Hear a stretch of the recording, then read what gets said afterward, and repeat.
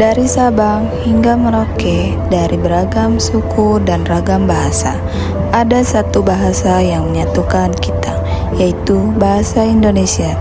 Ini adalah cerita tentang bagaimana bahasa ini menjadi jantung persatuan dan fondasi kebangsaan kita.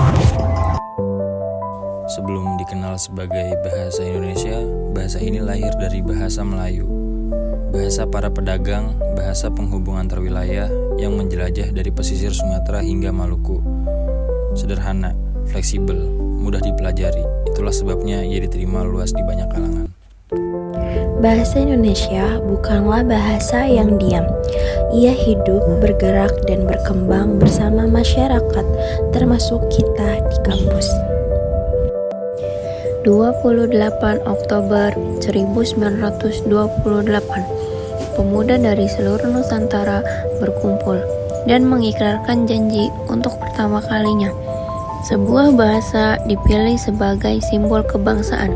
Kami menjunjung bahasa persatuan bahasa Indonesia. Pilihan ini bukan kebetulan. Ini adalah langkah cerdas untuk menyatukan bangsa yang masih terpecah dan kolonialisme.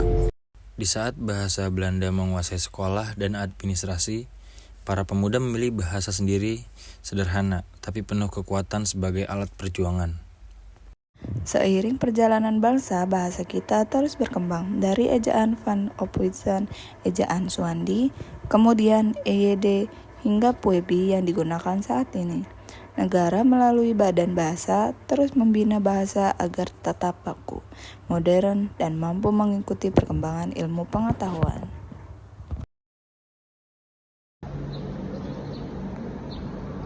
Baik Bang, untuk memulai perbincangan, bolehkah Abang memperkenalkan diri secara singkat kepada pemirsa? Ya, baik. Terima kasih. Nama saya Ale. Saya mahasiswa Informatika 2000 Mercubuana 2023.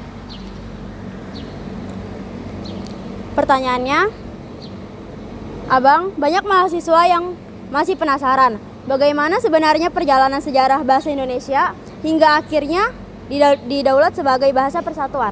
Oke. Jadi bahasa Indonesia itu berakar dari bahasa Melayu yang sejak abad ke-7 sudah menjadi lingua franca di Nusantara. Bahasa ini dipilih oleh para pemuda pada Sumpah Pemuda 1928 karena bersifat inklusif, tidak terkait suku tertentu, serta mudah diterima oleh berbagai etnis di Indonesia. Proses histori ini menjadikan bahasa Indonesia simbol perjuangan kemerdekaan. Menurut Abang, bagaimana penerapan bahasa negara dalam kehidupan sehari-hari? Apakah sudah sesuai harapan? Oke, penerapannya sebenarnya belum sepenuhnya ideal. Pada bidang-bidang seperti pendidikan dan instansi pemerintahan, penggunaan bahasa negara sudah berlangsung cukup baik. Namun di ranah digital, media sosial, dan ruang-ruang komersial, bahasa Indonesia masih kerap digunakan secara tidak baku.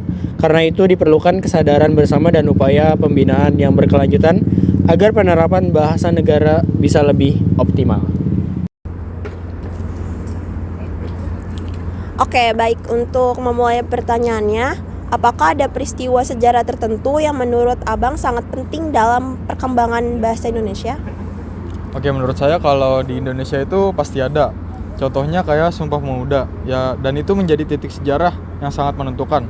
Selain itu, proses penyeragaman ejaan mulai dari ejaan Republik, kemudian EYD tahun 1972 hingga ke Puebi menjadi langkah penting yang menandai bahwa perkembangan bahasa Indonesia berlangsung secara teratur dan semakin maju. Selain sebagai bahasa persatuan, bahasa Indonesia juga memiliki kedudukan konstitusional sebagai bahasa negara. Bisakah Anda menjelaskan dasar hukumnya? Oke, landasan hukumnya itu sangat tegas. Bahasa Indonesia ditetapkan sebagai bahasa negara dalam pasal 36 UUD 1945. Ketentuan yang lebih lengkap kemudian diatur dalam Undang-Undang Nomor 24 Tahun 2009 tentang bendera, bahasa, dan lambang negara. Dengan kedudukan tersebut, bahasa Indonesia wajib dipakai dalam berbagai ranah resmi seperti administrasi pemerintahan, dunia pendidikan, bidang hukum, hingga penyusunan dokumen-dokumen formal. Selain sebagai bahasa persatuan, bahasa Indonesia memiliki kedudukan hukum yang kuat. Bahasa negara, kedudukannya tercantum jelas dalam pasal 36 Undang-Undang Dasar 1945 dan diperkuat oleh Undang-Undang Nomor 24 Tahun 2009 tentang bendera, bahasa, dan lambang negara. Sebagai bahasa negara, bahasa Indonesia digunakan dalam administrasi, pendidikan, peraturan, perundang-undangan, dokumen resmi, komunikasi kenegaraan, hingga sebagai pengantar pendidikan nasional. Bahasa Indonesia bukan sekedar kebiasaan sehari-hari. Ia adalah kewajiban konstitusional yang harus dipahami dan dijunjung oleh setiap warga negara, termasuk sivitas akademika di kampus. Di era digital, bahasa Indonesia menghadapi tantangan baru, percampuran bahasa, dominasi istilah asing, dan berkurangnya penggunaan bahasa baku. Namun generasi muda termasuk mahasiswa membawa harapan baru.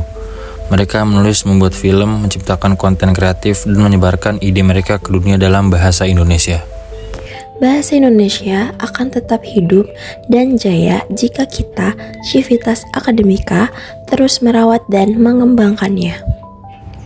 Bahasa Indonesia bukan sekedar alat komunikasi.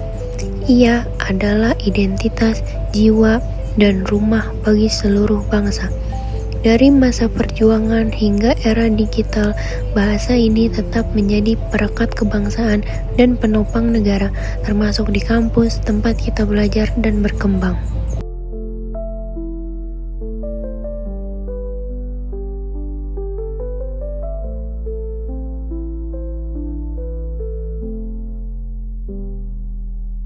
Assalamualaikum warahmatullahi wabarakatuh. Kami dari kelompok 5, mengenalkan nama saya Muhammad Fahri, NIM 415 230 101 84.